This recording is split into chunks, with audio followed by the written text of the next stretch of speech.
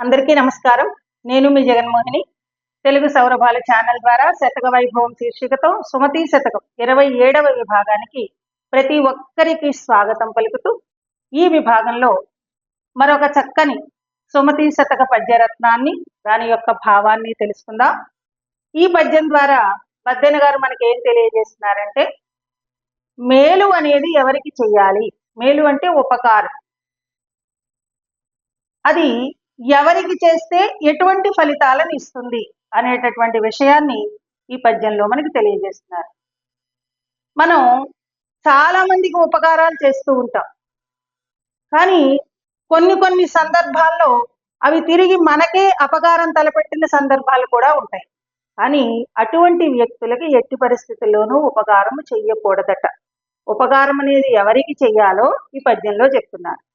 ధీరులకు జేయు మేలది సారంబగు నారికేళ సలిలము హంగిన్ గౌరవమును మరి మీదట భూరి సుఖావహమునగును భువిలో సుమతి. ఓ సుమతి, కొబ్బరి చెట్టుకు నీరు పోసి పెంచితే కనుక అది చాలా రుచికరమైనటువంటి కాయల్ని, ఆరోగ్యకరమైనటువంటి కొబ్బరి నీటిని మనకు అందిస్తుంది. కొబ్బరి నీరు అనారోగ్య సమయాల్లో మనకి ఎంతో శరీరానికి శక్తినివ్వడానికి ఉపయోగపడుతుంది. డాక్టర్లు కూడా చెప్తారు, ఏదైనా జ్వరం వచ్చినప్పుడు లేకపోతే సెలైన్ పెట్టాలనుకున్నప్పుడు కొబ్బరి నీరు తాగించండి అని చెప్తారు. అది మంచి శక్తినిస్తుంది అన్నమాట శరీరానికి. అలాగే కొబ్బరికాయలు ఉన్నాయి, దేవాలయంలో దేవునికి నివేదన చేయడానికి కూడా ఉపయోగపడతాయి. అంత పవిత్రమైనటువంటి అర్హతను కలిగి ఉన్నాయన్నమాట కొబ్బరికాయ, కొబ్బరి నీళ్లు కూడా.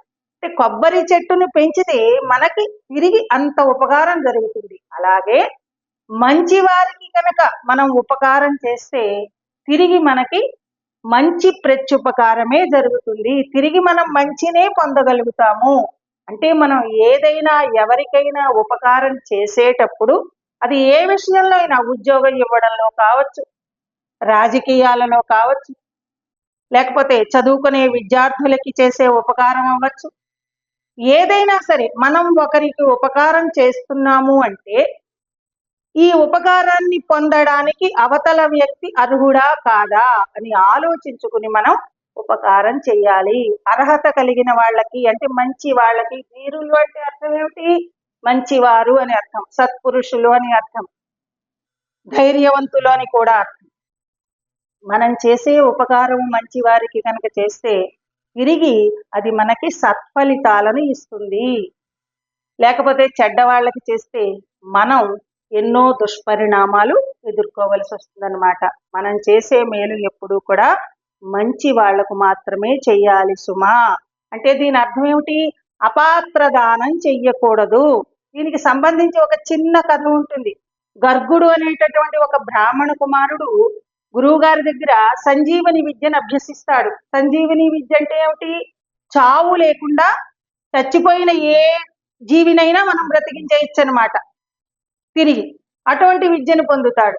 గురువు గారి దగ్గర ఆ విద్య పూర్తయిన తర్వాత అడవి మార్గంలో నడిచి వస్తూ ఉంటే సరదాగా అనుకుంటాడనమాట, గురువు గారు ఇచ్చిన విద్య, గురువు గారి దగ్గర నేర్చుకున్నటువంటి ఈ మంత్రము ఫలిస్తుందా ఫలించదా అని చెప్పి ఆలోచిస్తూ అక్కడ చనిపోయి ఎన్నో రోజులైపోయి ఎముకలు బయటపడిపోయినటువంటి ఎండిపోయి ఉన్న ఎముకలు కూడా, ఒక పులిది ఉంటుంది, పులి శవం తాలూకు గుర్తులు అనమాట, ఎముకలు ఒకటి మిగులుతాయి. అంతే ఆ మంత్రాన్ని అక్కడ జపిస్తాడు. జపించేటప్పటికి ఏమవుతుంది? వెంటనే ఆ పులి చక్కగా రక్తమాంసాలతోటి మొత్తం జీవం పోసుకుని బ్రతికి ఆ బ్రాహ్మణ కుమారుణ్ణి చంపి తినేస్తుంది అనమాట. అంటే ఏమిటి? బతికించాలి అనుకున్నాడు, ఈ విద్య పనిచేస్తుందా పనిచేయదా అని టెస్ట్ చేశాడు. కానీ ఎవరి మీద చేయాలి? ఏ కుక్క మీదో పిల్లి మీదో చేస్తే అది సత్ఫలితం ఇస్తుందో లేదో తెలుసుకోవాలనడానికి ఒక అర్థం ఉంది. కానీ ఏం చేశాడు? పులి మీద ప్రయోగించాడు. పులి ఎటువంటిది? దుష్ట జంతువు, క్రూర జంతువు. వెంటనే మీద పడి చంపేసింది అనమాట. దానివల్ల ఏమైంది? ప్రాణాలనే కోల్పోయాడు. అంటే ఒక ప్రాణిని బ్రతికిద్దామనుకుని తన ప్రాణాలనే కోల్పోయాడు. చేసే మేలు ఎలా ఉండాలన్నమాట? ఎప్పుడూ కూడా మంచి వారికే చెయ్యాలి, అపాత్ర దానం చేయకూడదు. అర్హత ఉందా లేదా అవతల వాడికి అని తెలుసుకుని మనము ఆ ఉపకారాన్ని చెయ్యాలి. మంచి వారికి చేస్తే సత్ఫలితాలు పొందుతాము అని బద్దెన గారు ఈ పద్యం ద్వారా మనకి తెలియజేస్తున్నారు. విన్నందుకు మీ అందరికీ ధన్యవాదాలు. ఈ వీడియో కనుక మీకు నచ్చినట్టయితే లైక్ చేయండి, షేర్ చేయండి, సబ్స్క్రైబ్ చేయండి. మరో మంచి వీడియోతో మీ ముందుంటాను. Thank you.